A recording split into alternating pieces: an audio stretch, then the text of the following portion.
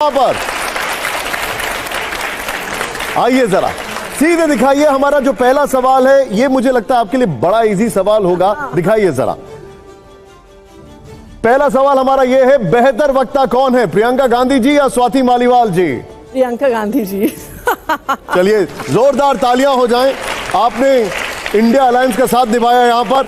अगला सवाल जो है, क्योंकि हम बात कर रहे हैं अभी पूर्वांचल की, एक बहुत बड़ा वो वोट सेगमेंट है।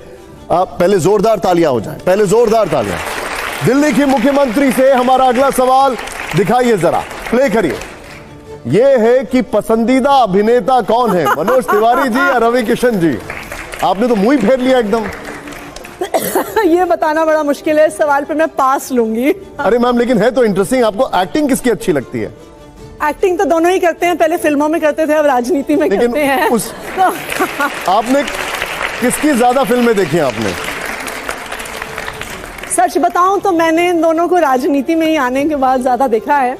जब ये राजनीति में आए तो इनकी पुरानी काफी फिल्मों की क्लिप्स और उनके गाने चले, जो मुझे लगता है कि थोड़ा सा कोई याद है गाना इनको आपको? नहीं। अच्छा ठीक।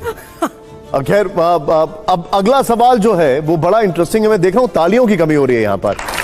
अगला सवाल ये है, आप जिस कुर्सी पर हैं उस कुर्सी को लेकर बड़ा इंटरेस्टिंग सवाल है, बड़ा रोचक सवाल है। प्ले करिए जरा, यहां पर दिखाइए जरा। बेहतर मुख्यमंत्री कौन, सुषमा स्वराज जी या शीला दीक्षित जी? देखिए, दोनों ही बहुत डायनामिक महिलाएं रही। मुझे लगता है कंपेयर करना ठीक नहीं होगा, क्योंकि सुषमा स्वराज जी को कुछ महीने मिले, शीला दीक्षित जी को 15 साल मिले, पर दोनों ही बहुत मैं आपसे थोड़ा ट्वीक करता हूं। आप इन दोनों में से किससे अपने आप को रिलेट कर सकती हैं? कंपेयर मत करिए। देखिए, मुझे लगता है मैं सुषमा स्वराज जी के वो बहुत ही शानदार वक्ता थी, और जब वो खासकर कि जब वो पार्लियामेंट में बोलती थी, अपनी कुछ भी बात रखती थी, बहुत ही सभ्य तरीके से लेकिन बहुत ही स्ट्रॉन्ग तरीके से अपनी बात रखती थी। ये मैं उनके बारे में एडमायर करती हूं। भैया, मुख्यमंत्री दिल्ली की हैं, आप लोग इतने खामोश हैं। मेक सम नॉइज, यहां पर जोरदार तालियां होनी चाहिए। आइए, अब जो सवाल है मैम, ये बड़ा इंटरेस्टिंग ट्वीक है हमारा। आपको इसलिए देखना चाहिए ये सवाल क्योंकि ये आपके लिए मुझे लगता है थोड़ा केक वॉक भी होगा। प्ले करिए जरा इस सवाल को।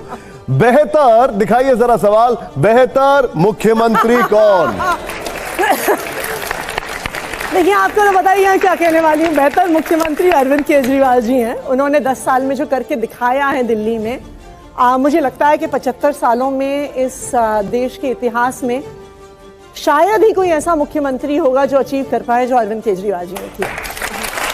अच्छा, मुझे एक बात बताइए, आपके परिवार वालों की पसंद कौन है, ये है या वो है मुख्यमंत्री के तौर पर?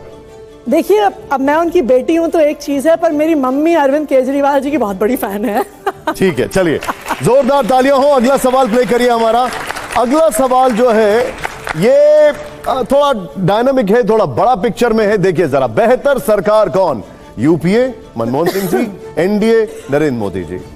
देखिए, इसमें तो बहुत क्लियर है। अगर आप सारे आंकड़े देखिए, बेरोजगारी के आप आंकड़े देखिए, भारत पर कैपिटा इनकम पे कहाँ खड़ा है, हमारे युवाओं के पास नौकरियां है कि नहीं, शिक्षा है कि नहीं, देयर इज नो डाउट कि मनमोहन सिंह जी की सरकार ने बेटर परफॉर्म किया देन द करंट एनडीए का। लेकिन आपने आंदोलन उन्हीं के खिलाफ किया, सड़कों पर आए और उन्हीं के खिलाफ आपने आंदोलन किया। एनडीए सरकार के दौरान आप मुख्यमंत्री बनी। नहीं, देखिए, अगर आप, मैं ये नहीं कह रही कि उस दौरान यूपीए की सरकार में कमियां नहीं थी, बहुत सारा भ्रष्टाचार सामने आया, बहुत सारे स्कैम सामने आए, लेकिन अगर आप तब से आज तक देखिए, तब बीजेपी जब ऑपोजिशन में थी तो कहती थी डॉलर को शायद 40 रुपए पे लेके आ जाएंगे। आई थिंक 63 पे था डॉलर जब यूपीए की सरकार थी।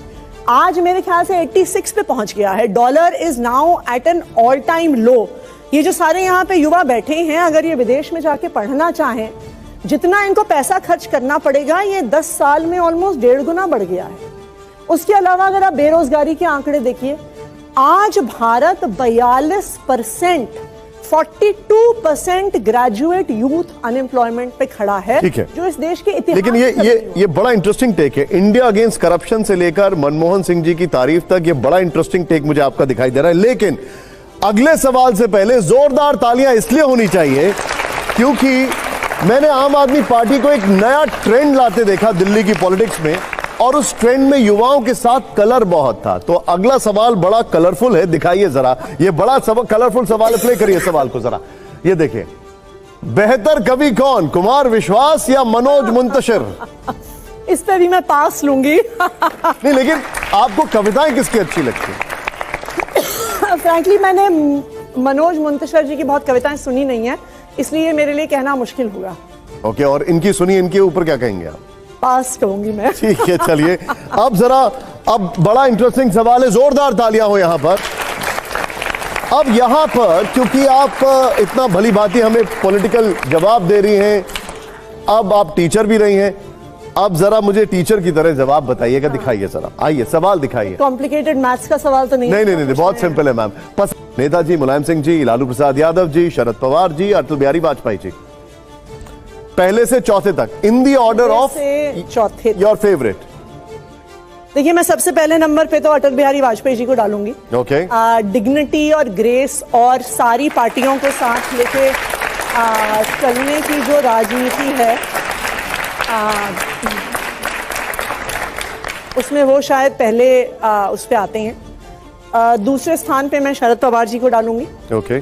क्योंकि आज के दौर में भी लोगों को साथ लेके चलना, बहुत सारे जो दल वगैरह महाराष्ट्र में भी देखिए, शरद पवार जी ने जो अपनी विचारधारा मानी, उसके लिए वो बहुत सारे लोगों से डिफरेंसेस को ब्रिज करते हुए साथ काम करने को तैयार थे।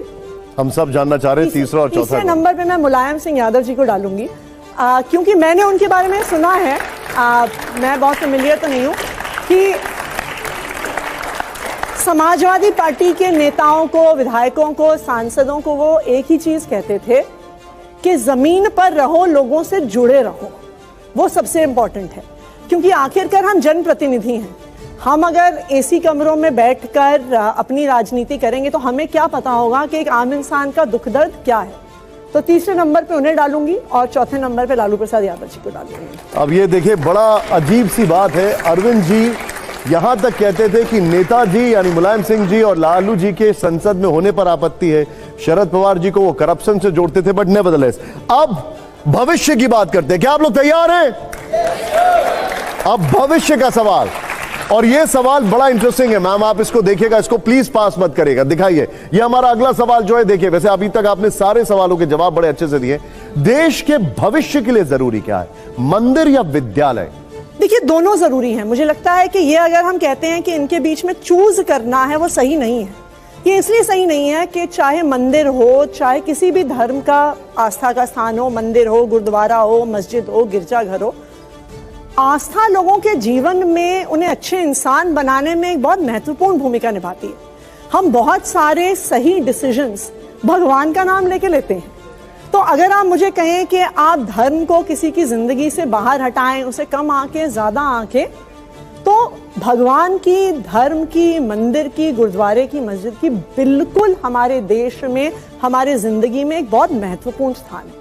उसी तरह विद्यालयों का भी बहुत महत्वपूर्ण स्थान है, क्योंकि अगर हमारे देश को आगे बढ़ना है तो वो सिर्फ और सिर्फ शिक्षा से बढ़ेगा, इसलिए विद्यालयों का भी उतना ही महत्वपूर्ण स्थान है। देखिए, अब यहाँ पे मैं कहूंगी कि दोनों ही चीजों को आप अलग नहीं कर सकते। अब देखिए, बड़ा इंटरेस्टिंग है, यहां पर भी एक 2013 से पहले कहा जाता था कि राम मंदिर की जगह भी विश्वविद्यालय बना दो, लेकिन अब चीजें बदल रही हैं, जिस तरीके से ये ओपिनियंस चेंज हो रहे हैं। लेकिन अगला सवाल, इस सेगमेंट का ये लास्ट सवाल है, जोरदार तालियां होनी चाहिए।